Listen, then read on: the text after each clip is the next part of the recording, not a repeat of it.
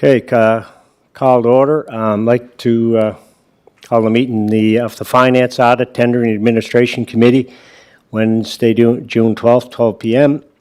Council chambers. Call to order. Number 2 is declarations of conflict of interest. Are there any declarations of conflict of interest? None here. None here. Approval of previous number 4, number 3, approval of agenda. Yeah, Mr. Chair, just on the approval of the agenda. I don't know, Mr. Jenkins, we don't have the financial statements for this month. Is that coming in later?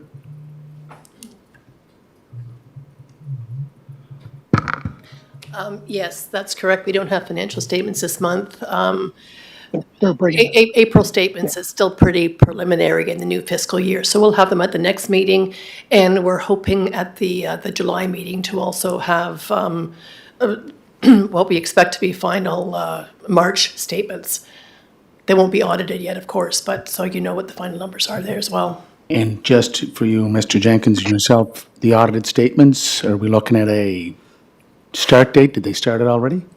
They did their preliminary interim audit in January, and they're currently scheduled to come in for the year-end audit the first week of August. But if we have things ready sooner, we'll let them know, and they'll see how that fits into their schedule. But we expect to have the audit finished by the end of August. Okay. And Mr. Chair, just a final point. In last night's meeting under notice of motions, Councillor Bob Duran, Public Works reevaluate the 2024 Capitol Street resurfacing. Isn't that something we should be dealing with as a finance issue instead of Public Works? Public Works to make a recommendation, and we can, it's a capital project, correct? That's what it is. Mr. Jenkins or? I believe the, Chair, to your worship, I believe the request was in terms of prioritization of projects as opposed to the spending envelope, so yeah. I think that would probably be best handled by Public Works.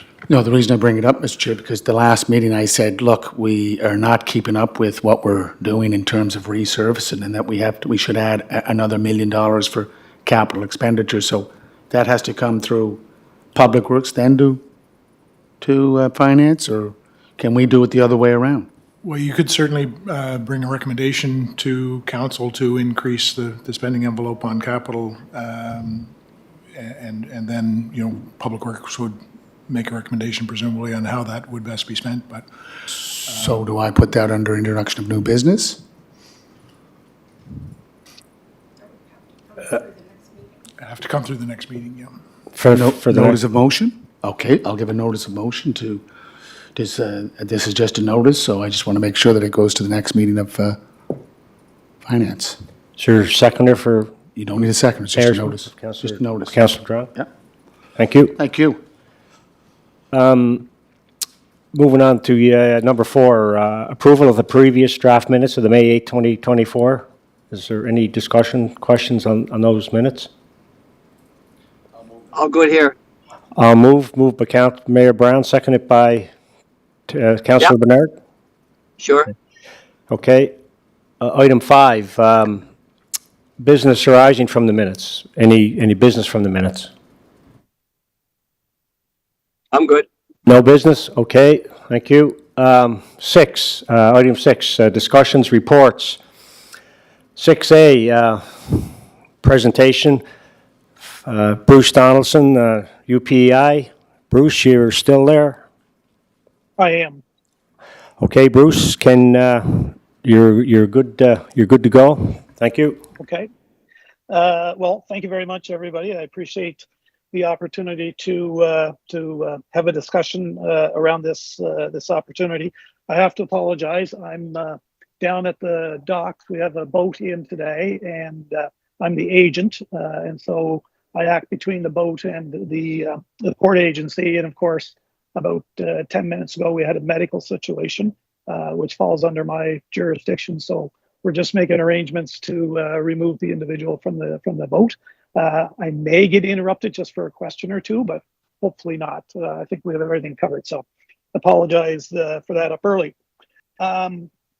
I wanted to talk a little bit about our proposal that we had sent to the city. Excuse me, Bruce, I'm just Yeah. trying to get just the volume in here if we can. Just Okay. to pause there for a short second, please. Thank you. Yep. Okay, Bruce, go ahead. Yep. Okay. Is that better? Yes. Yeah. Okay. Great. Yeah. Yeah. So, Crack like up. I said, It's too it's in loud. reference to Say if you're too loud, you're too loud. Okay. it's in reference to we're looking at trying to spearhead an opportunity to enhance the Canada Games alumni field at UPI. And specifically, I had written a letter to the city and to council dated April 11th. So I'll reference some of that letter. Basically, what we are asking the city is to be part of a stakeholder group that would invest capital funds into a project where we would be adding lights to the infrastructure, and then as a second piece, we would be installing a turf surface. So it's typically a two-phase project. The existing stakeholders that I can confirm to date. So the province of PEI has already provided funding of $250,000, which came out of their 23 budget. The UPI has committed $100,000, and Holland College has committed $100,000. So we feel that that's significant just in terms of, especially with UPI and Holland College getting together and agreeing that moving forward, this could be a really good opportunity to enhance that field and bring it up to today's standards. That's there. Other applications that we're looking at, of course, we're asking the city of Charlottetown for $100,000. I'll talk a little bit about that shortly. The other one is the Canada Games Legacy Fund. And the plan there is we're going to go in with an ask of $1 million. They have 5.5 million. But again, it'll be broken down into two phases. Part of it would be for the lighting, and part of it would be to assist with the field. We've had preliminary conversations with the COA. They are interested, but have been waiting for the new budget, which is out, but they're not sure in terms of where things fall in terms of allocation. But their suggestion was to try to line up as much first, and then from there we could approach them. And so the idea there probably be to discuss more with them in terms of the field piece than the actual lighting piece. Our overall objective is to enhance and promote active living and foster a sense of community through accessibility and well-maintained spaces. We believe the reasons for the request are kind of fivefold. It certainly enhances community relations. It provides a great deal of additional event hosting opportunities. Adding lights promotes safety and security. I think with the city, with Holland College, with UPI, with the province, all the stakeholders, I think it certainly strengthens the community partnership piece. And probably the most important piece is that it enhances, I think, the city and the university when it comes to hosting major events. We have a group at the city that work very hard, led by Wayne Long, to bring events to Charlottetown. And adding lights and proper turfing could make a big difference in terms of some of the events that we host, not just sporting events, by the way. One of the questions that I've been asked quite a bit is how busy is the field and who actually uses it? And in all honesty, the city uses it very little in terms of for their sports groups. But anytime the city does come, and typically Wayne would reach out to me and say, we're bringing, whether it's curling or we're bringing the international soccer game in here in July, we're very receptive to making that work. That's what makes a great partnership. So I think we need to be open to that conversation.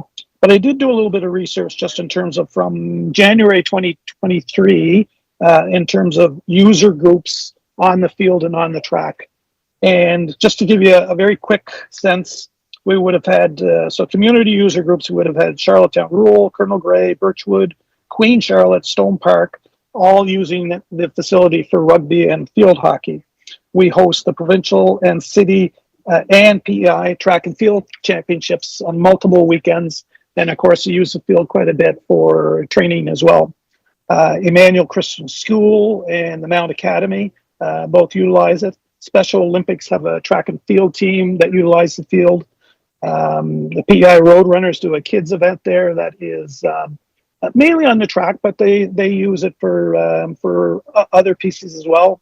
We had the Acadia Games there. We have the Atlantic Football Bowl, which uses it. They were there last year. They're going to be back here this year for another week. Canadian Cancer Association and the Run for the Cure. Again, they are looking to come to our location.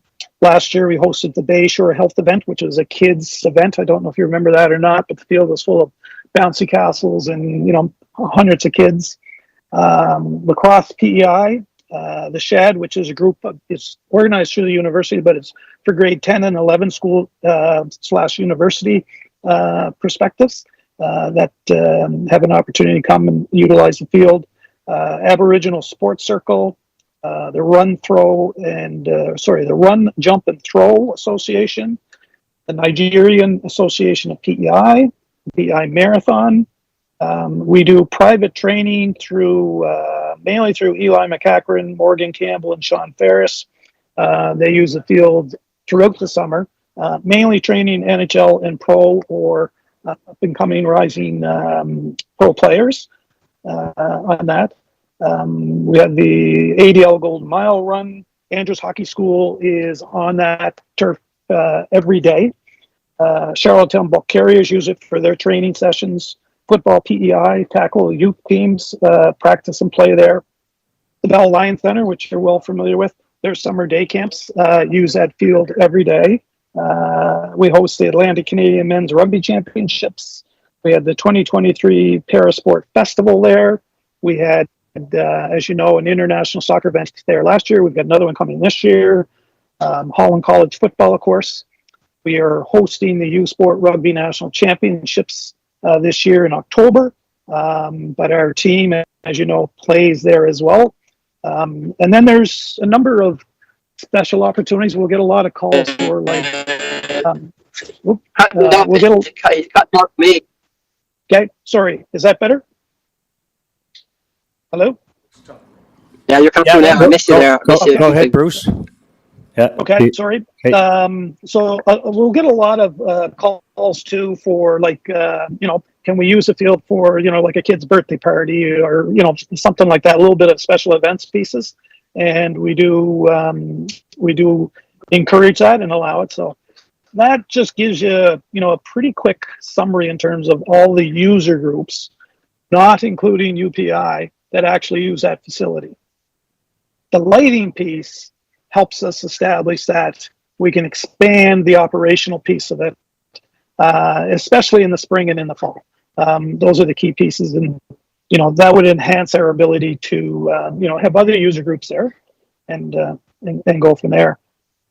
I realize that the city budget has already been passed for 2024, and we're a little late in terms of the ask, and I apologize for that, but it kind of come up somewhat quickly in terms of opportunity piece. We had been working on this for a while. We are definitely open to, if there's an opportunity for the city to, if it said, well, we could figure maybe 50,000 in 24 and 50,000 out of the 25, we would be very receptive to something like that, because we do acknowledge that, you've got other requests, and, we would like to work with you on that piece.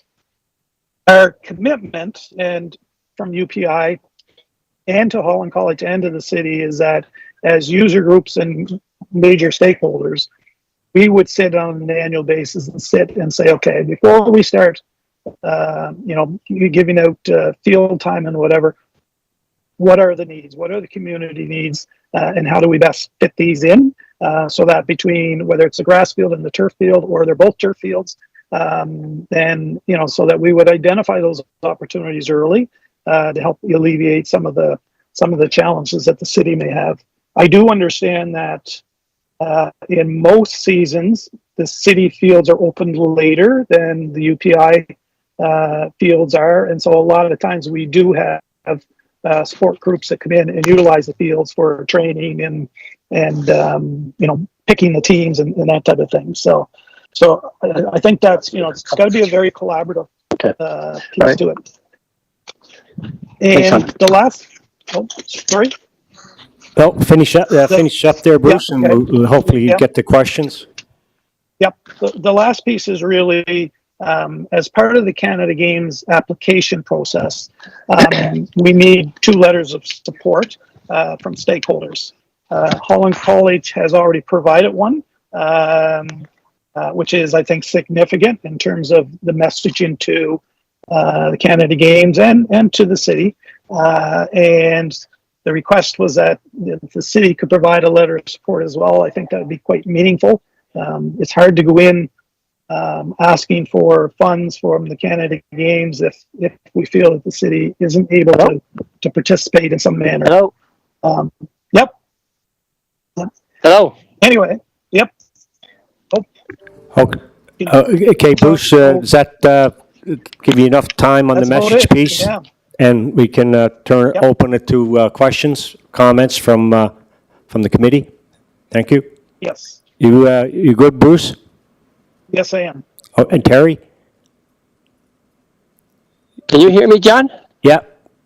Oh, okay. Is there?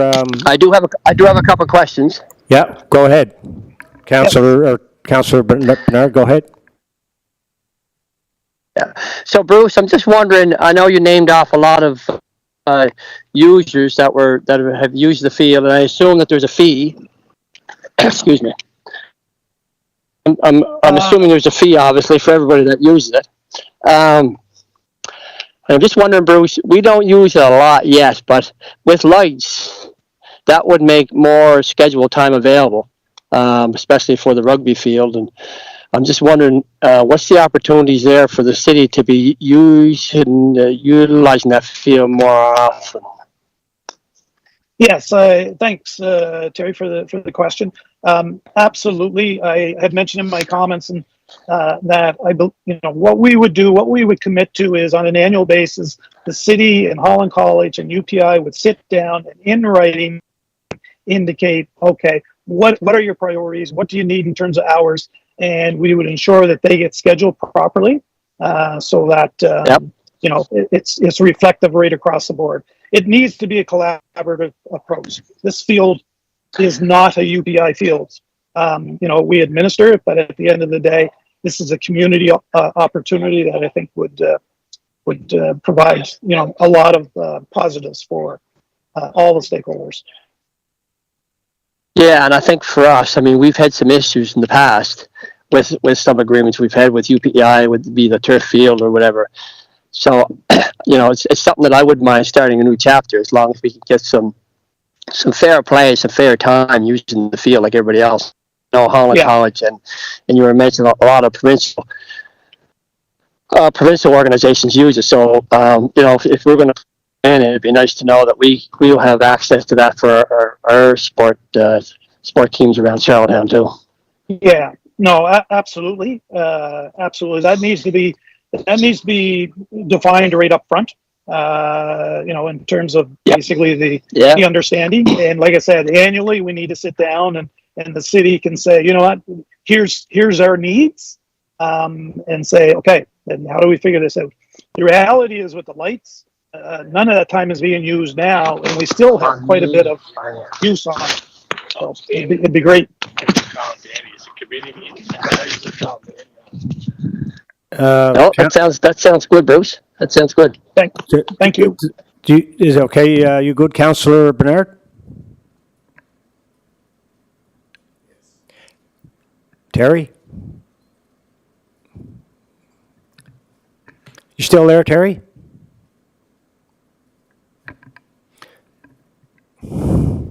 Councillor Bernard? Yes. You cut out there, man. I'm good. Yeah. You're still there, okay, thank you. Okay, any other questions? Councillor Drown? No, I think that Thank you. Thank you for your presentation, Bruce. I know in the past, there was issues with time with the city and UPEI sharing time on the other field. Your idea now is to make this a turf field as well, with lights. You've asked for, I think, $100,000 moving forward. The concern is we do fund the Carey Center there, or the rink. This is a big ask, again. Would we be, would the request come that we could say, yes, we support you and give you a letter without any finances right now because our budget has been passed? That's my concern, and see how it goes. I mean, there's been some numbers there. The Canada Games Fund of 5-point-some million. Maybe could they pay for it with support from Holland College and the city?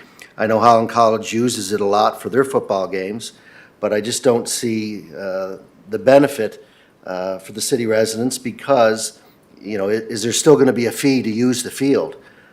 So I have concerns that way, and, would Parks and Recreation be involved with it? That's another concern. It's come to finance because there's a finance ask, but I'm just wondering why it hasn't gone through Parks and Recreation. Thank you. Thank you, Councillor. I can't speak in terms of, I know Parks and Recs have been involved in this conversation some.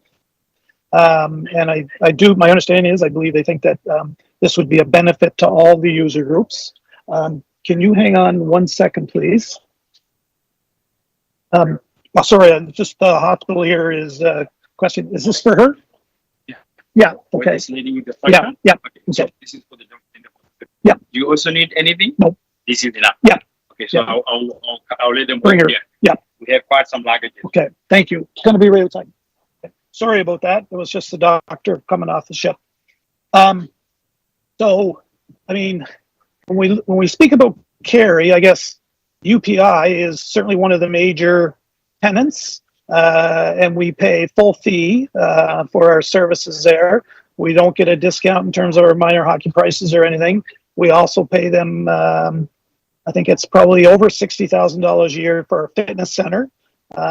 So we, and I believe the university is required to cover a certain portion of the shortfall every year. But the reality is that building is not operated by UPI. It's operated independently, as you know, and we're a user group in there. A lot of these events that I spoke about, especially the high schools and the junior highs that use our facilities and the track and field piece, do not pay. They do not pay. For group fitness like Eli McCackran and Morgan Campbell and Sean Ferris and folks like that, they are fee for service and they are paying. But the reality is, regardless of the fields, we need to be able to provide some type of funding component in terms of fees. Otherwise, we're going to wake up in 10 years' time and we won't have any money to adjust or replace the fields.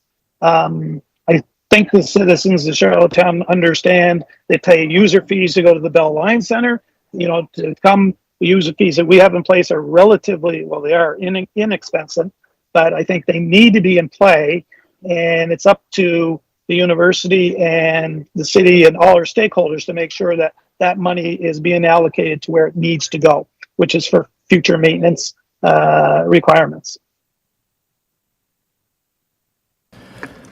Thank you, Bruce. Any other questions from Yeah, I just want to follow up Mayor Brown? with some of the questions are asked. So, Bruce, the facility was built for the 2009 Canada Summer Games, correct? Correct. And funding came from the three partners, federal, provincial, and municipal? That's my understanding. Yes. And, UPI donated the land. right. And the issue with the lighting is that the pedestals are in, but they didn't have the money at the time to install the lighting, and now we have an opportunity to do that, correct? Correct. So you're asking for 100,000 over 2 years, 50K per year. And I'm asking, so my question is, if you don't get the funding from the Canada Games 2023 Legacy Fund, which is 5.2, and I think the province is going to match that, then you don't get the ACOA funding, really, this is off the table. With that, yes, yeah, So all we're doing is committing 50K for 2 years times 2, if you get the money, correct? correct. Okay. Look, if we have to find it, I know when I look through the other items, Mr. Jenkins and Betty, we see that we're looking at going to the finance, audit, and fiscal service budget to cap off a request from the Port of Charlottetown, Charlottetown Port Authority, and then for the economic development, we're also looking at doing the same. So if we were looking for this year for 50,000, I would add it to that community grants funding that we're already that we'll be addressing in this meeting. The next 2 or 3 items, there's C and E. That's what I'm requesting. Well, I think for me, Mr. Chair, if it's okay.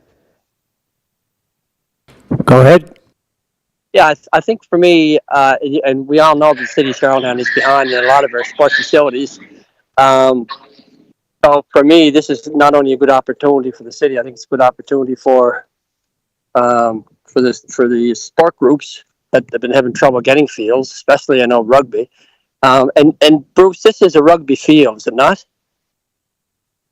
Yes, it is, but I mean, you would do it so that it's multi-purpose. Oh, no, for sure. If we get them with, yeah. Yeah, But what I is meant was rugby, yes. rugby can play on it. Yeah. So they're one that they only have one field. So I mean, and if this financing works out, I think for 50,000 over 50,000 a year for 2 years, I think it's worthwhile moving ahead for sure. I think not only can we use it for sports, but I understand we could also use it for other events. I mean, it has event seating there, so if we want to put any multicultural events or what have you on, we could also use the facility for that. Is that correct, Bruce?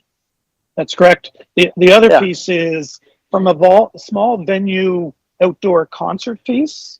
We've got parking, we've got seating, we've got space. Not a lot of interaction with residential type thing. So it's, it could help. Yeah, absolutely. Yeah. And so, Bruce, how many would it hold if you were to put small content? Is that 10,000 people? What would it hold? 10 would probably be a little bit high, but certainly 7 to 8. Yes. Okay. Okay. Yep. We've had 2,500 over on the turf field watch soccer games. So. Okay. Yep. Good. No, I would recommend moving it on, Mr. Chair. I'm okay with it. So, did you want to advance, I guess, a motion or a resolution on that, Councillor Bernard? Is that? Yeah, no, I'll move a resolution on it, yeah. I'll second. Seconder? Yeah. Seconded, so the resolution with Councillor Bernard, seconded by Mayor Brown to move this along to, I guess, council for, no? Yeah, and I think we make a recommendation to council that we are partners in this project. No, excuse me, Councillor Bernard, I believe CAO just wants to direct us in terms of the steps, and maybe it's Thank you, Mr. Parks Chair. and Recreation piece to Well, this? it could go to Parks and Recreation, which has been raised already, but you have no staff report for this or analysis or indication of where the money's coming from. So today I suggest that you receive this as information and it comes back to the committee with a staff report and then a recommendation that you would then send on to council. Mr. Chair? Okay. So again, Mayor Brown? in our report on page 10 and 12, we're already looking at the community grants by increasing the community grants for 2 asks, one from the Charlottetown Port Authority and one from Economic Development Tourism. So I don't think it would be difficult that, we're not setting a new precedent here. The staff report would be just that we would funnel the money through the community grants that would take it from the finance, audit, and fiscal services budget. So if Mr. Jenkins or the manager of finance, they can prepare something for there's a meeting, I think, coming up this Friday for Parks Recreation. So if we can have something for Parks and Recreation, deal with it right away. Mr. Chair.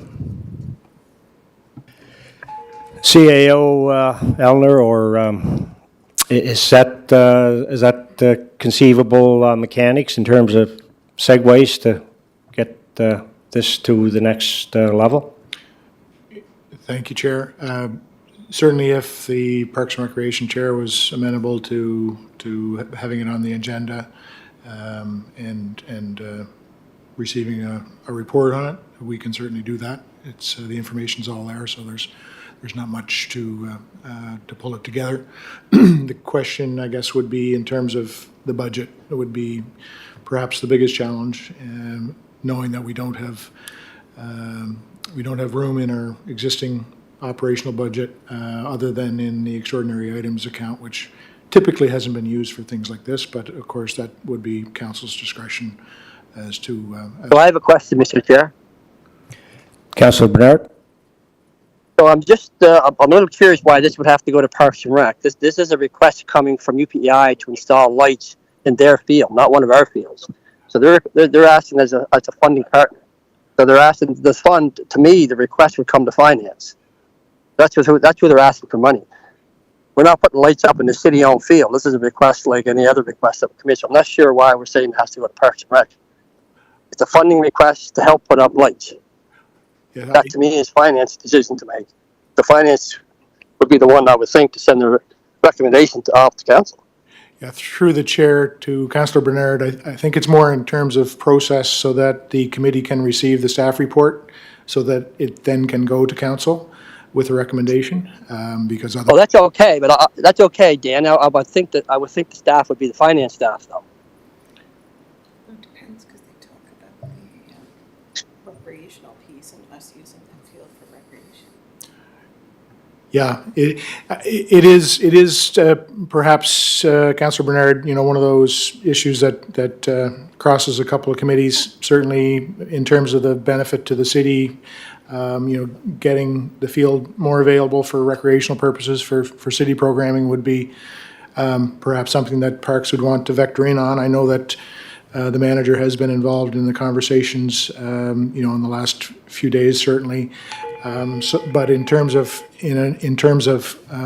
authority to bring it to council, I guess either would really have that authority. But I think the thought in terms of bringing it to Parks and Recreation in a few days would be that it would be a more direct route to get a committee report and a recommendation to council for consideration, given the time sensitivity of the request.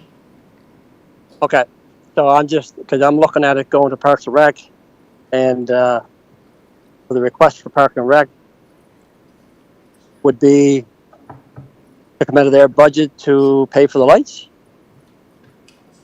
I mean, this is just, to me, the request comes in, they're asking for $100,000 over 2 years to put lights on their field. With that, the possibility of in questioning, could the city possibly use that also? And the answer is yes. So anyway, Yeah, I certainly agree with, it perhaps would be more appropriate to come from finance. If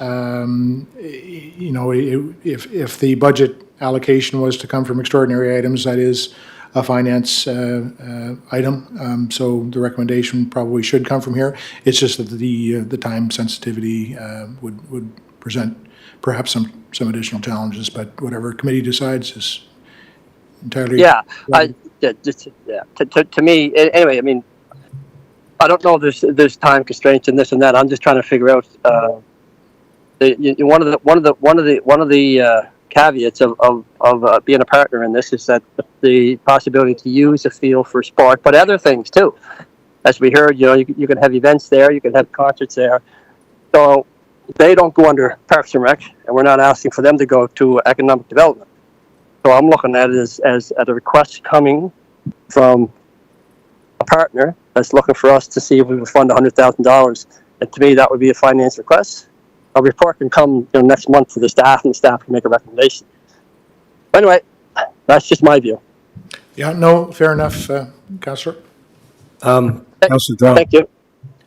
Thank you. Thank you, Chair. So, we get this here today, and with all due respect to Mr. Donaldson, he probably called and wanted to be put on the agenda, which is great, but we have no staff report. We have no idea where the money's coming from. Is it going to be a continuous yearly event that we have to contribute to? And then we're going to throw it down below for another grant program. Let's just take a few days, go to the appropriate committee.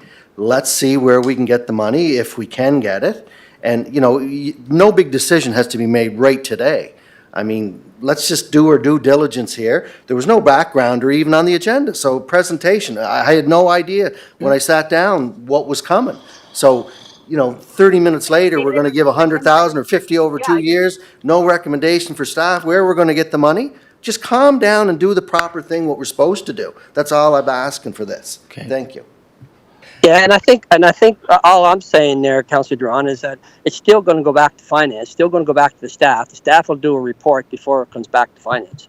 Yeah. All I'm saying is, is we need to bounce it around to different committees. I mean, finance seems to me to be the committee to deal with a funding request. Yeah. But I agree, just the information still has to come back. Yeah. So, yeah, thank you. Mr. Chair?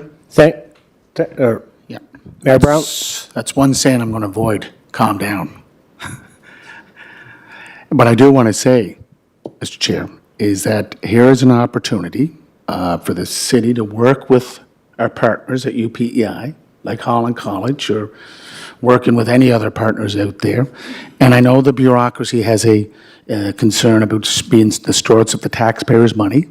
But again, that's why I like these monthly updates, because I've looked at the monthly updates from our finance department. We're holding our line pretty good. And I think if we look at the other two resolutions that are in the package, we're looking at taking from our finance, audit, and fiscal services budget. So again, we've been very good stewards of the taxpayers' money for the last 5 years that I've been here, and previous to that, because we've always had surpluses. Now, will we always have surpluses in the future? No, but I think we're being very prudent in how we spend our money. And Bruce made it very clear, Mr. Donaldson made it very clear, if the money, the funding doesn't come from a COA, from the Canada Games 2023 Legacy Fund, there's no commitment from us, no financial commitment. So, again, it's going to go back to, it will be going to Parks, Recreation, Leisure, the Standing Committee, another discussion, and hopefully we can move it from there. Thank you. Thank you, Mayor Brown. Councillor Drong, I mean, I certainly support and agree that I support leaving it in finance, and certainly going back through our staff and having a report drawn up, the collaboration within department heads, and which would obviously include parks, and to see, if this can't be facilitated, like the broad strokes of the project. Personally, I think it's worthy of support and consideration.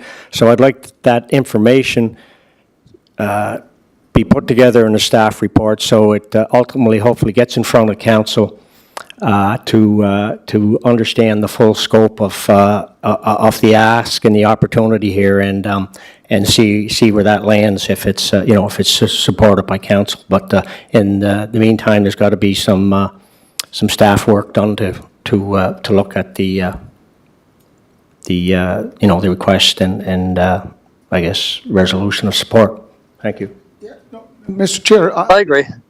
look, we're all concerned about the fiscal constraints of the city budgetary process. But, as elected officials, it came up last night about collaborating with our staff, with whatever level of staff, to make things happen. So if you look at council, we're responsible for reaching out to the community, and that's what we've been doing. We've been reaching out to the community, and the community's reaching out to us. So it's about making it work fiscally, socially, culturally, for anything that we do in this city.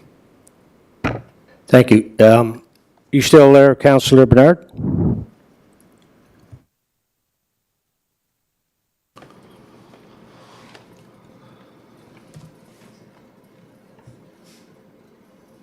Is he still on? Councillor Bernard? He's muted. Tell him to take it off mute. Terry, are you on mute? Yeah, I was, sorry. I'm good. Okay, so, so do you want to repeat the motion?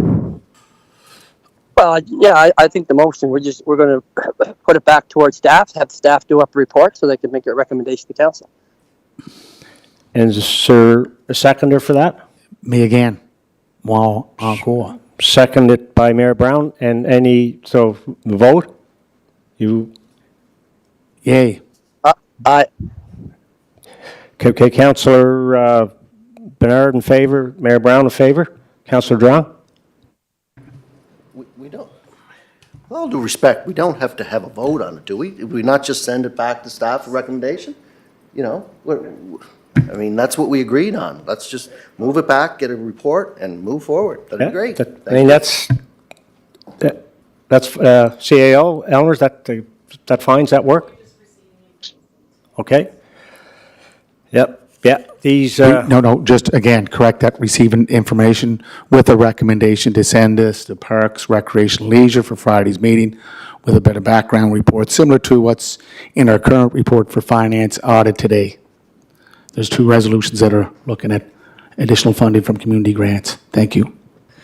okay, thank you. So that's, so then we're good on the motion and the direction?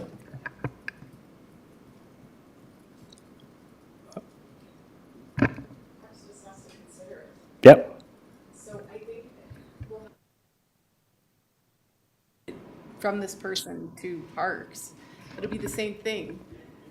No, and that's what I'd like to see happen. Bruce, I'm assuming you're available for a presentation again? Yeah, do you mean like to council or to parks or? Yes, Yes. either or, yeah, exactly. Okay, Yeah. thank you. Our athletic director would be usually with me, Jane Vesey, but she is at the U Sport AGM this week. Okay. She'll be available next week. Meeting's this Friday for Parks, Recreation, Leisure. Are you available, Bruce? The meeting's this Friday. Yeah, I can make myself, I've got a couple of things, but I can call in again. That's not a problem. Any idea what time? No, like, we can get that confirmed for you. Okay. All right. so then why wouldn't Bruce have been Bruce told to take it to Parks and Rec in the first place? He came in and did a report, now he's gotta go do another one. And he may very well have to do a third one if it goes to council and council wants a report.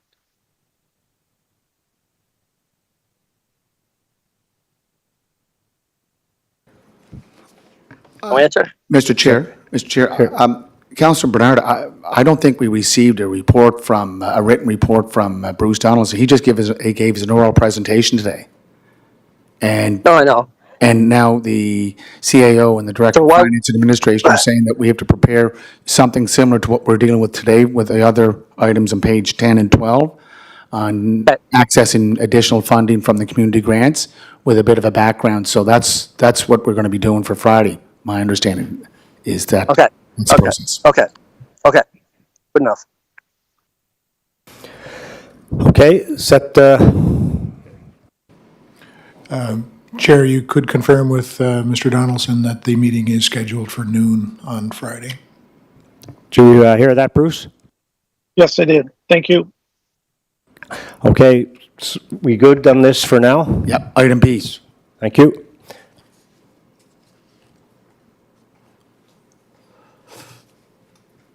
Thanks, Bruce. Thanks, Terry, Thanks, Bruce. Colin, Okay. guys. You're welcome. You're welcome. Thank you. I just wanted to say on behalf of UPI and myself and the community, thanks very much for the opportunity, and keep up the great work. Thank you very much. Yeah, thank you. Okay, 6B, CCBF Annual Expenditure Report Update. Betty, Manager of Finance. Thank you. Thank you, Mr. Chair. This is coming back again this month. It was presented last month, but I didn't realize at the time I was presenting it that the attachment was omitted. So the CCBF Annual Expenditure Report Summary, which is the colored page, it is now attached. I was speaking to it last month as if folks had it right there. My apologies for that. In the details of the report, I've also provided a summary of information that comes from the CCBF Annual Expenditure Report, and it shows how our allocation in the capital budget and the allocation in the CCBF report align. We do have an amount of $126,000 that's available to be carried forward to the future fiscal year, so that amount has not actually been allocated to a project as yet, either through the CCBF folks or through our capital budget. Okay, great. So I have a question, Mr. Chair. Mayor Brown? Yeah.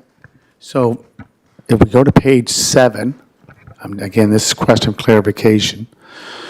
Available, this section for provincial use only, and I go 1920 to 2324, and cumulative is the last column. Carryover from 2014 to 2019, so we have approximately 3 million. Is that correct? 2,950,980. Yeah, 3 million, rounded up. It's in the green.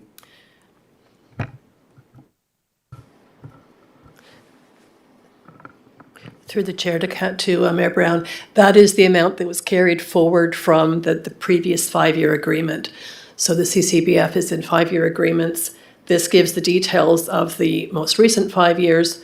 The 2.995 million is carried forward from the previous 5 years.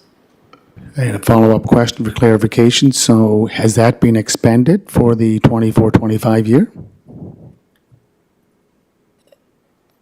Through the chair to Mayor Brown, that has been included in the calculations, yes. So on this report, under the 23-24 column, just under the blue highlighted piece is the closing balance, 3.85 million. That's the amount that was available at the end of 23-24 to be carried forward into 24-25. And that is included in the numbers that are given in the report as far as the amount of funding that's available. Yeah. No, I'm just trying to clarify this. Annual allocation received, and it goes 19 to 20 to 23, 24, 3.6 million was the last. So is that 3.6 million or 3.7 million plus the 3 million that was cumulative? I'm just trying to figure that out.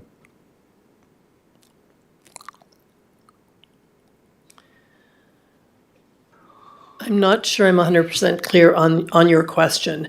Question is do we have are we only expending the allocation for, I think, the 24, 25, the next 5 years? First of all, has that agreement been approved yet? For 24, 25, 25, 26, 26, 27's the 5 years. Have we approved, has that been approved? I believe we have the allocations for the next 5 years.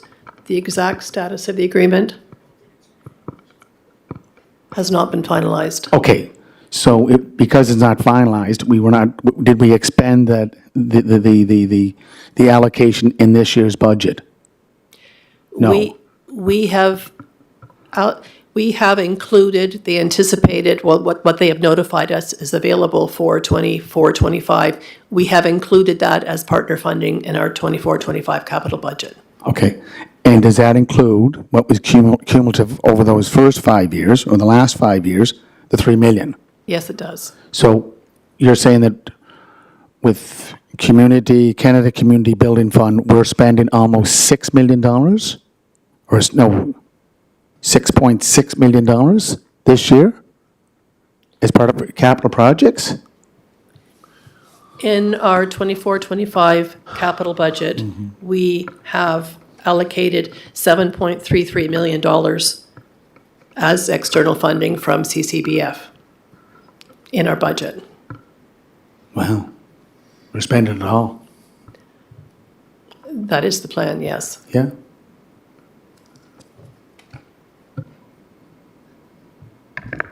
Any other questions from committee? Thank you on that, Betty.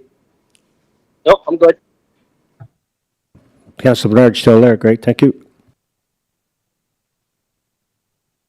I'm just wondering though, while I have you there, one sec. If I don't think we got the, I don't think I got the report yet on the gas tax funding that we would have spent, what project we would have spent them on in the last 5 years. So I'm just wondering if I could still get that. Betty? Thank you, Mr. Chair, through to Councillor Bernard.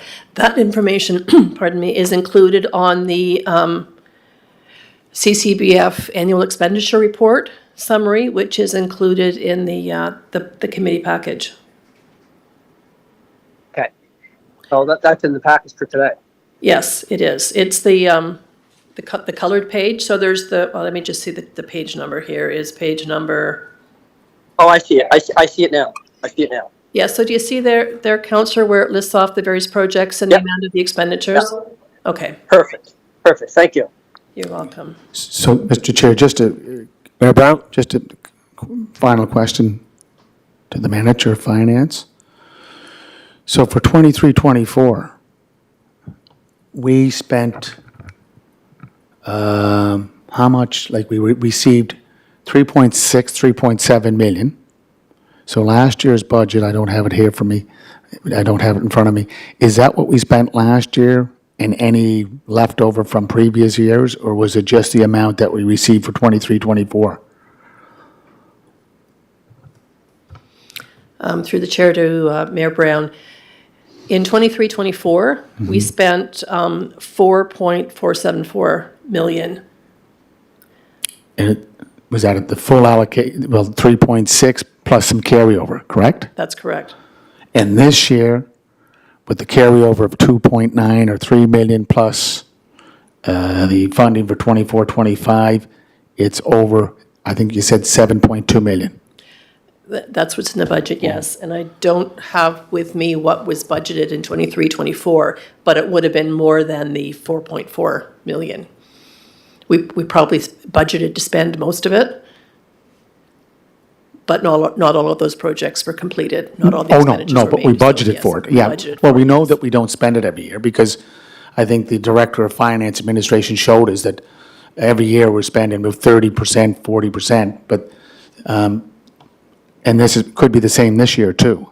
We don't know for sure. We're tracking it as we move along. But this year, we're committing over 7.2 from I call it the gas tax transfer. And I'm sure that must be the highest ever that we spent from this gas tax. Thank you. Thank you, Brown. So that concludes 6B, the CCBF report. All good. 6C, Community Foundation of PEI proposal, revised. Betty, Manager of Finance, thank you.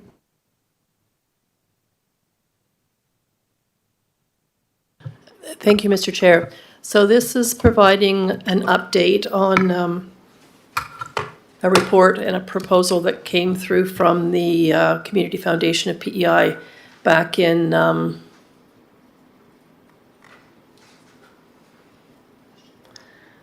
I'm sure, back in December, November and December, this was reviewed. It was first brought to the committee in November, and then Ken Hudson from the Community Foundation came and spoke to the committee in December. And since then, there has been some additional guidance has come through from CRA that puts further restrictions on this. So based on that, the suggestion from both the city and from the Community Foundation is that we not move forward with this at this time. The Community Foundation has suggested that they would see the best way forward would be for, in particular, the Haviland Club, that they seek out their own charitable status, to have one organization receiving donations.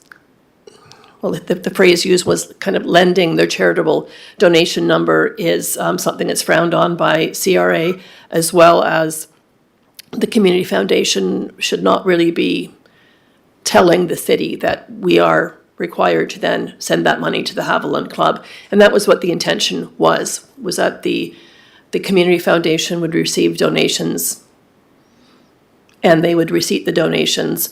Then when they had gathered a certain number of donations, they would cut a check to the city. The city is able to receive donations from the Community Foundation. The city would then cut a check for the same amount to the receiving organization. And that is looking into it more carefully, and the new CRA guidelines, there are a few challenges to doing that. So the suggestion is we not move forward with that at this time.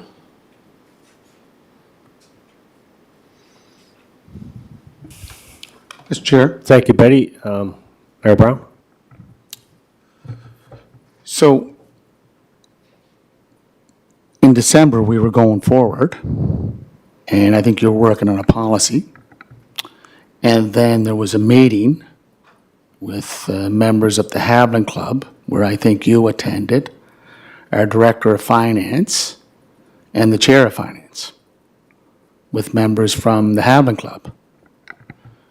And I had received a call about that meeting, and they were very disappointed on the discussion that took place and what was said at that meeting. And I didn't know that Mr. Hudson was contacted. Was he contacted by you, the chair, or you as manager, or the director, to say that, are you all right that we're going forward with this change, or not going ahead with it? Personally, I would like to have Kent Hudson and members of the Haviland Club to come into this committee and speak to them, because I think there was a negative response from them, Mr. Chair, and very disappointment. It was very disappointing for me to hear that, because we're always reaching out to the community to work with the community.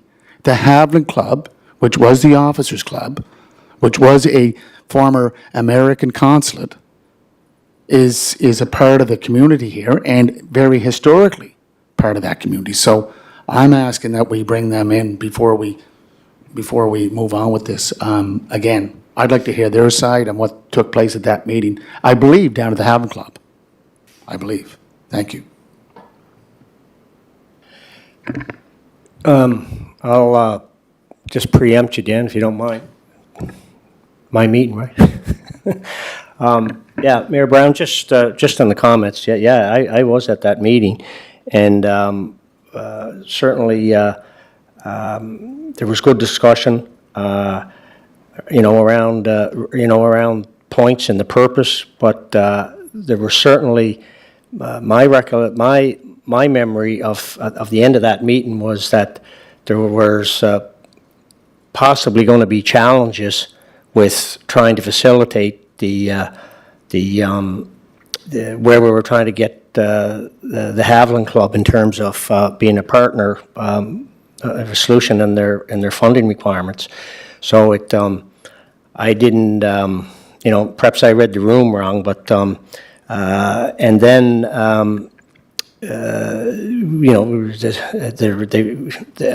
they certainly didn't leave with a ringing endorsement that, the city's going to be able to do this, and guys, we'll be back to you.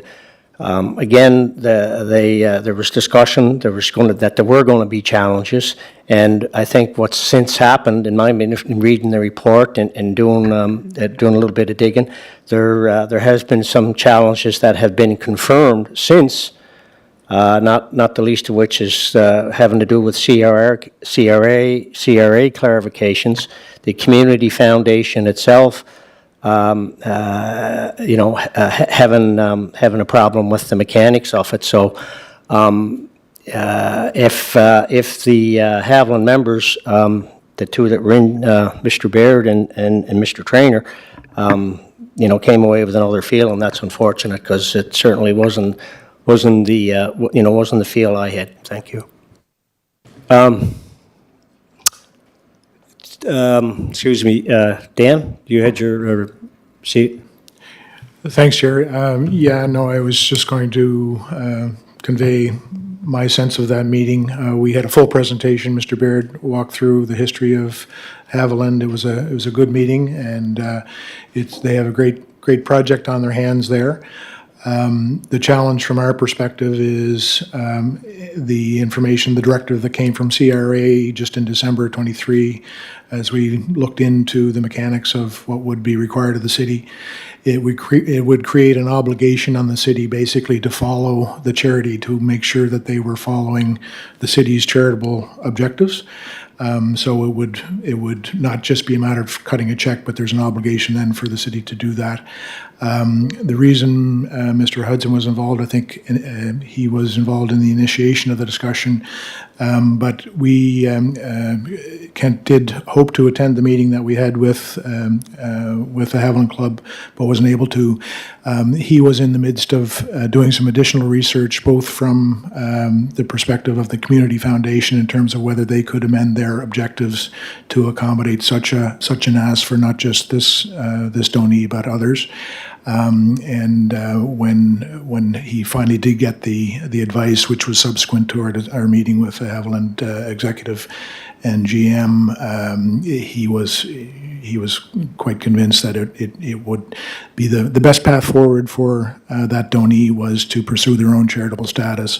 The other challenge that a practical one, even if the city was prepared to undertake the work, there would be revisions required to our grants bylaw to facilitate such a thing, and knowing the backlog of our bylaws and the priority on things like our code of conduct, our procurement bylaw, that this wouldn't be at the top of the list, and they're looking to get this project underway fairly quickly. And the sense was that the effort that they would have to expend to get their charitable status would be much more expeditious to get the ball rolling.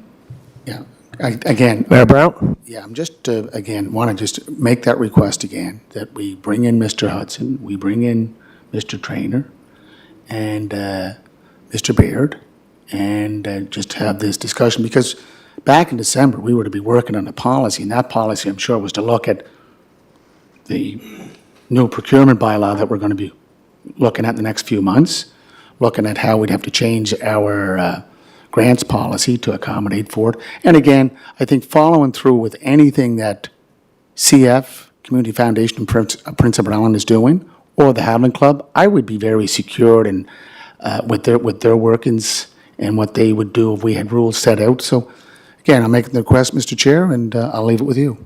Yeah, no, I'm, I don't have any issue with the request, and I'll certainly support having them come in. However, I'm not convinced, the facts and the evidence that's in the report and the situation around this is not going to change it. But I certainly. The Haviland Club and what they're trying to do is certainly, it's great project, and it appears to be from the information I have, and that as well as the committee has here, that it seems that the best solution is for the Haviland Club is to seek charitable status, but. I say that based on the report and information I have in front of me. But if there's any way to continue or to, just due to the fact that they felt that they had a tone from us that they took exception to, I'd be more than welcome to have them come in and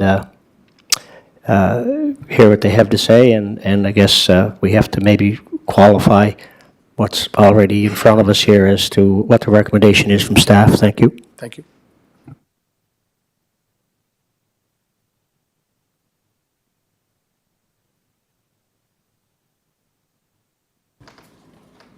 So that, for now, concludes 6D and 6E. Betty, or, sorry. Wayne, you don't look like Betty. Okay, funding for hosting fee for the 2024-25 event request. Funding for a hosting fee. Mr. Chair, it's D, community grant approvals, that's for the, Oh, excuse me. you're jumping ahead, I guess you want to get the meeting over. Oh, thank you. Got my check-off list here. I'm running ahead. 6D, thank you. Brown, Chair. community. If I may, just a point of order, your last item, we're unclear what you're doing with that. Are you deferring that at the committee to come, have this person come in? Or are you sending the recommendation through to council?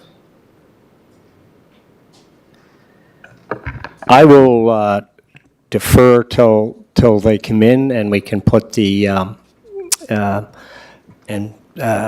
guess, see where that lands. I'm prepared to say on the record, I'm going to find it hard to believe that recommendation is going to be any different, but let's defer it and let's have them in and let's see where we go. I mean, I have an open mind. If there's something that changes between the information that I've had in front of me and understand, then albeit I can change my mind. Thank you.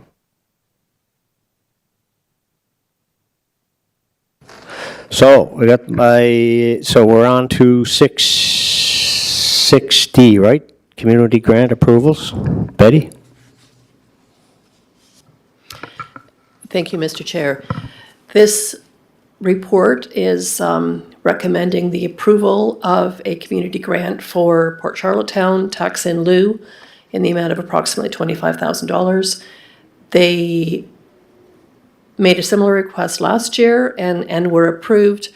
The request didn't come through in our usual way in that it comes in writing and it comes to the Finance Committee.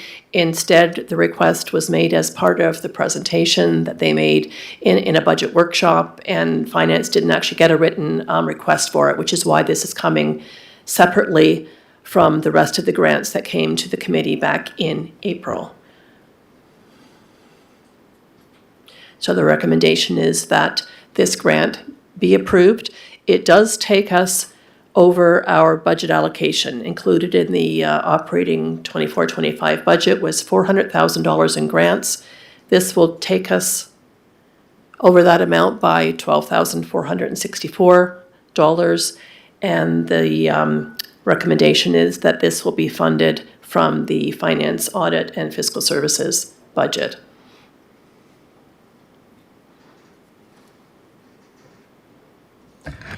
Are there, Councillor Drown? Thank you. Thank you, Betty, for doing this report up.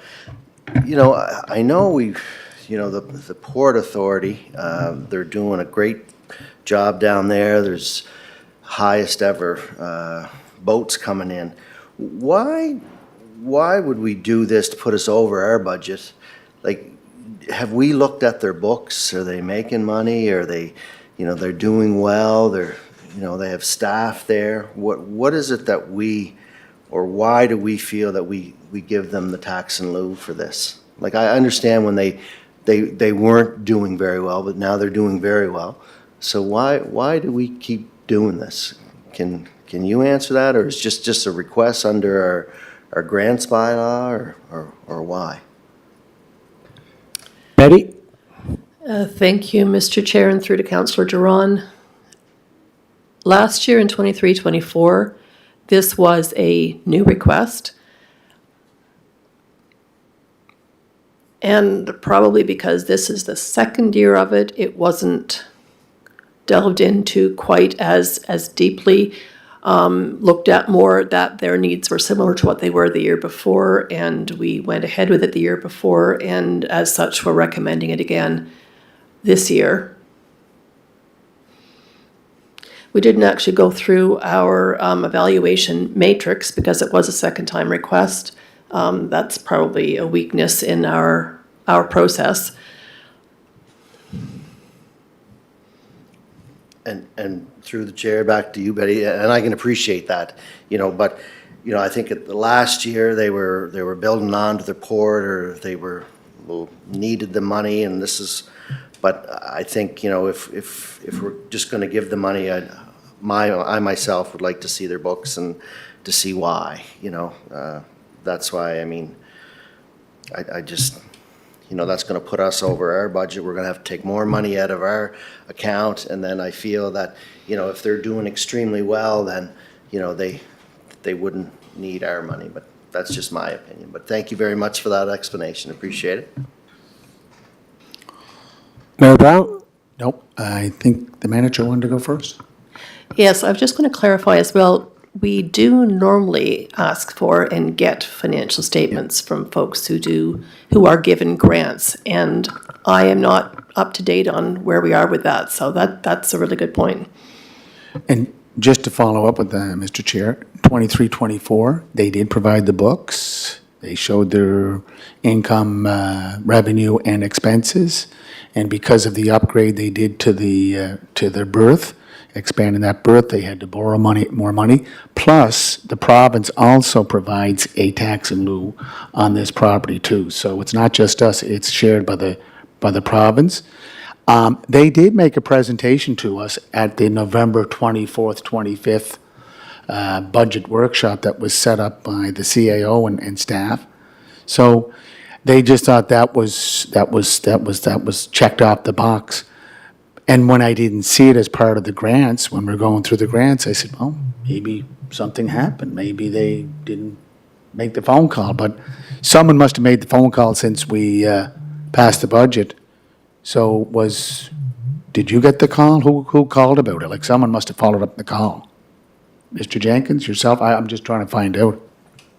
Yeah, if memory serves me right, through the chair to your worship, I believe we received a letter, and you were copied on it requesting funding for the tax in lieu, and also to look at some repairs to the entrance road into the port. So is that letter part of this report? I don't think it is. Yeah. Okay, so that's the background information. I think that the Councillor from Ward 6 would want to know that. Again, I know the letter, and that's why I asked the question. So, look, I'm in favor of it because that is one of the 4 port of entries into the city. Charlottetown Airport, Charlottetown Port Authority, Federation Bridge, and also Wood Islands Ferry that comes in through to the Trans-Canada. So I'm supporting it. But again, I think that letter could have been something that Councillor Duran would have appreciated to see. Thank you. Thank you, Mayor Brown. Councillor Drown. Yeah, and basically, much in agreement with your latest comments there, Mayor Brown. I just think and Councillor Drown asked about the books, and I guess the 23-24 books were in receipt of, but going forward. With the Port Authority, and the Airport Authority, it's going to be probably prudent upon the Finance Committee to look at these requests that we have, because the grant in lieu of taxes has been going on for some time. It's probably maybe an appropriate time to look at all those kinds of arrangements and our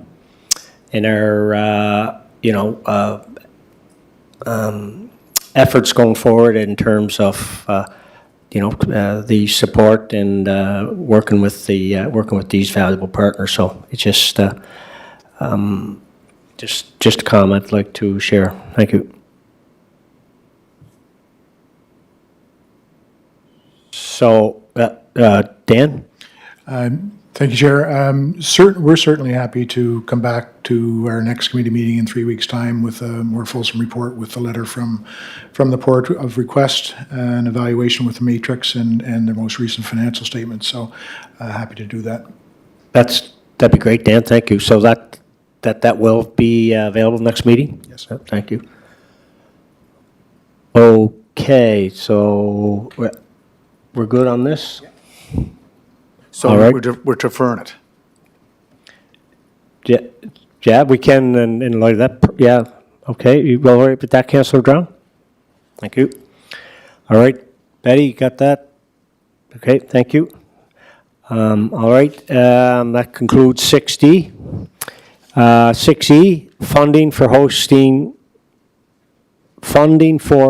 fee for 24-25 event request. Manager Wayne Long and Betty French, I guess. Thank you.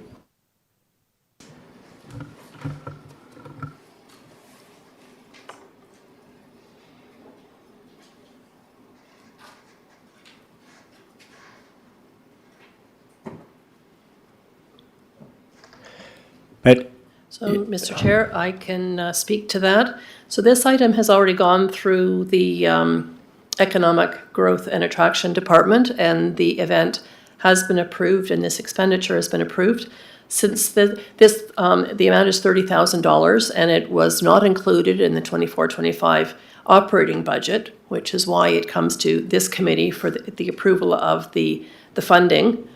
And Finance's recommendation is that the funding be approved, and if it is possible for it to be absorbed in the economic development budget, and if there turns out to not be any room in that budget, then it would be funded through the finance, audit, and fiscal services budget. And a further recommendation being the suggestion that when the department, the environmental, tourism, cultural development, do their budget, that they actually include some budget money for events that come up during the year. The way the budgeting is done at the moment is they budget for what they know about. Those items are all agreed to or not by the committee, and then that's how they set the hosting fee budget. But it is not uncommon for new things to come up during the year, so to actually have some budget room for that makes sense from a finance point of view. And those items, of course, if they're over the $25,000 threshold, they would be coming to council for approval anyway.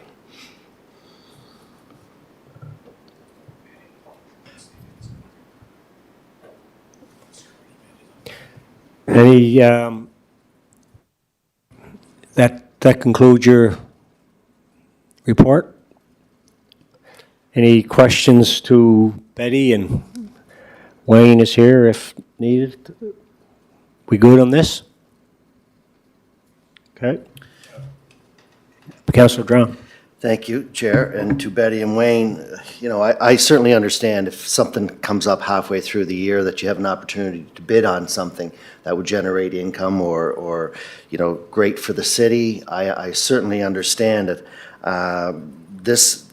I'm sure this is what you're talking about. Some event just came up that you'd like to bid and could be a benefit to the city. So extraordinary expenses, I think the committee recommended that it comes through there. And if not, then your committee would find the money. Is that, there's a SURF fund there, does that not qualify? Or, extraordinary expenses or your budget, where do you hope to get it from? That's why is it here? Just where does it come? So through the chair to Councillor Duran, there already is some funding coming from the SURF fund. Okay. But it is common in events like this that the hosting city is expected to make a contribution as well. All right.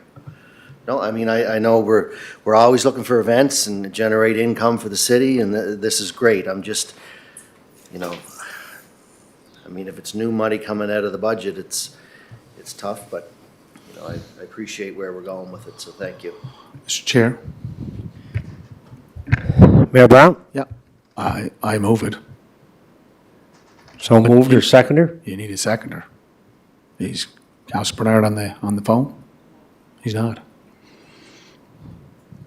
I move it, so you need a seconder. Mover, is there, Councilor Bernard, are you still on the line? I don't think. No. No? No seconder? Councilor Drown? Just for clarification, and like I said, I understand, you know, we need to go out and get events here. I'm always asking about that, but just for clarification, where's the money coming from, or what is the request?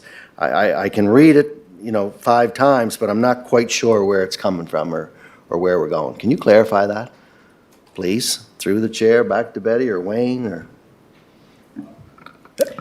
Betty and Wayne, if, Wayne, you feel there's anything that Betty's missing or there's context that you can provide, thanks.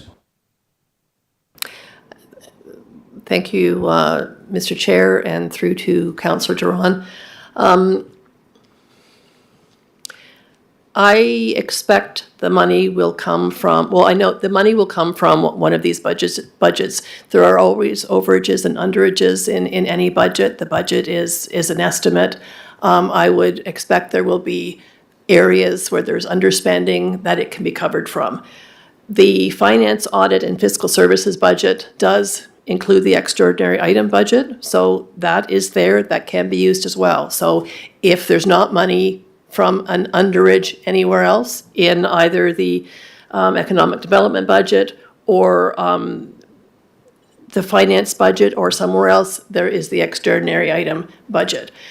Historically, we have never actually had any, in the last few years that I've had the opportunity to look at, we don't end up using the extraordinary item budget. We usually have a budget of 2.5 million. I think this year it's 1.5 million, but the actual expenditure ends up being 0. So because we have surpluses, we haven't had to use the extraordinary item budget in the last number of years. And it doesn't seem to me that there will be a different situation in the upcoming year. There's a good chance we will have a surplus again, whether it be from we couldn't fill all the staffing positions because we have a surplus there, or the property tax income ends up being a little bit higher. I would anticipate we would end up being in a surplus position, so we will have money to cover this. But if we're not, we have the extraordinary item budget. Terrific. Thank you for a great explanation. I was wondering where it was coming from, but yeah, I'll certainly second the motion. Do whatever you want. That's great. Thank you. And Yeah, appreciate thank you. your So work- move. to work in that. Yep, perfect. Thank you, Councillor Drown. Thank you. Good questions, good clarity. Thank you. So we're good on 6E, 6F. Tenders, RFPs, RFQs report. Manager Betty, thank you.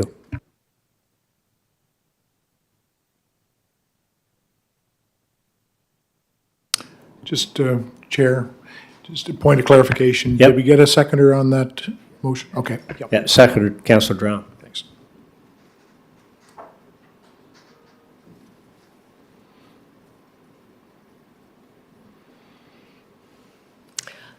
Betty, 6F, RFPs, tenders. Thank you, Mr. Chair. This is a regular monthly report that gives information on the tenders, RFPs, and RFQs. We have been providing information on the tenders, RFPs, RFQs that have not yet been awarded yet. We're thinking it might be even a bit more helpful if we provide information on any tender RFP, RFQ information since the previous report. So for instance, if an RFP was posted after the last report and had actually been closed and awarded before the next report, that piece is missing. So we're trying to include that information as well to provide the best possible information we can to the committee, as well as at the last meeting, there were some questions asked about the status of some of these tenders, which perhaps had closed but not yet been awarded. So we've added another column there on the right for comments to hopefully provide that information folks are looking for as to why has something not yet been awarded. So that's all listed there for your information. This is just provided for information, but if anybody has any questions, I'll see if I can answer them or certainly get the answers for you. Thank you. Thank you, Betty. It's it's a big budget item. It's a great matrix. I don't know if there's any questions from the committee. Councillor Drong, Mayor Brown. To say, Mr. Chair, to the manager, very much appreciate this file that you've given us, and it's updated. But it's too early to sort of gauge where we are with the tendering because, again, I'm going to be watching it closely like everybody else. Is it going to be 30, 40% that all we do this year? Which will be good for us because we did set aside a lot of money to deficit finance or to take care of the depreciation. But Betty, on the first one, the provincial funding needs assessment, it says comments, and maybe the director can help us out with this too. So we did get some tenders in, and I think there was a local accounting firm that was the lowest. So we're going to we plan to go back to them and negotiate. Is that what the plan is, or are we going back out to tender? So maybe Mr. Jenkins can answer that. I just want to know what's the next step.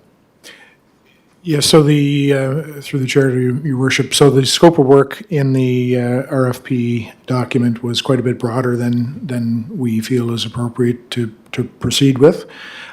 So we believe that the work that is required would be within our procurement window of 25,000.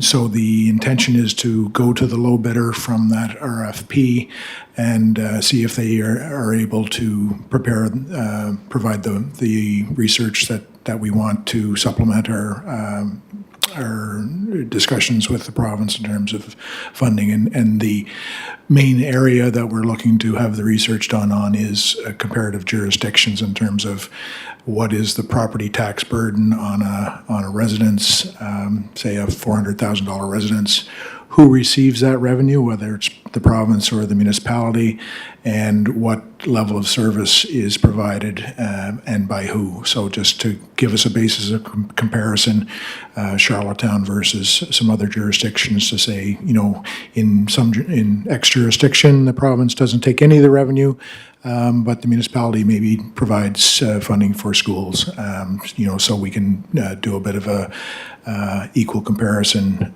apples to apples comparison, because most of the stats that we've seen so far don't do that equal for equal kind of comparison, and for us to make a strong case to the province for additional funding, we feel that that's important to do.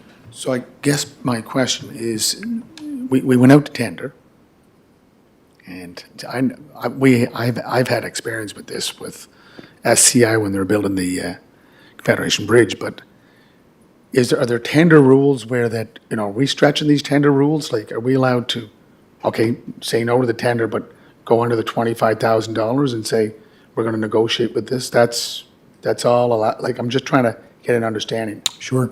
Yeah, so the tender as it was published and subscribed to, we wouldn't proceed with that work. So the statement of work, we're not proceeding with that work. So really what we're doing is going out and looking to procure some consulting services, which, a portion of that work would have been included in the original RFP, but the tendered work we're not proceeding with. Okay, just want to make sure there's no boomerang effect from this. Sure. We're all right. That's why I wanted to get the question on the floor. The other thing is, again, Betty, I don't see it, the retendering for the transit shed. Is that on page, maybe I missed it. Page 16. Okay. So that closes on the 13th Okay, and it'll be the same three bidders that were the finalists in the last group that went out, or is it wide, it's wide open, right? Or the EOI, is that right? Through the chair to your worship. This is the one for the depot design build repost. Yeah, it indicates here that it went out to the 8 proponents who replied last time. So it wasn't posted on the website. It wasn't available to everybody, just to the 8 proponents that were involved before. Again, just for the public record, thank you. Yeah, just, thank you. Yeah, just back to the provincial funding needs assessment and the 25K, like, am I correct in, we talked about the budget process, having maybe 100K needed for this purpose, but right now it's been scaled back and potentially we were looking at 25 possible usage instead of 100, is that correct, basically? Thanks, Chair. So yes, we had included originally in our budget request for new initiatives, 100,000 for assistance with procurement in terms of drafting the new bylaw and policies and procedures and that kind of thing. We, prior to the budget being approved, withdrew that request on the understanding that we expected we could use some of the margin in the money we had set aside for the funding research. Yep. That's what I understood, but I just wanted confirmed, I guess. Thank you. And with that, no, I guess we're 7, excuse me, introduction to new business. Just notice of motion that was brought forward by Councillor Drawn. Public Works, we evaluate the 2024 capital street surfacing list. I'm asking that we look at adding more funding to that. And just, I'd like to get an update on our procurement bylaw, where we are at the next meeting. Thank you. Okay, am I still good to go to 7, introduction to new business? Just did it. All right. Adjourn. Yeah, I gotta get, up to speed and running these meetings. Number 8, have an adjournment. Yep. Motion, Councillor Drown, second, Mayor Brown, thank you. Thanks, Al, it was great.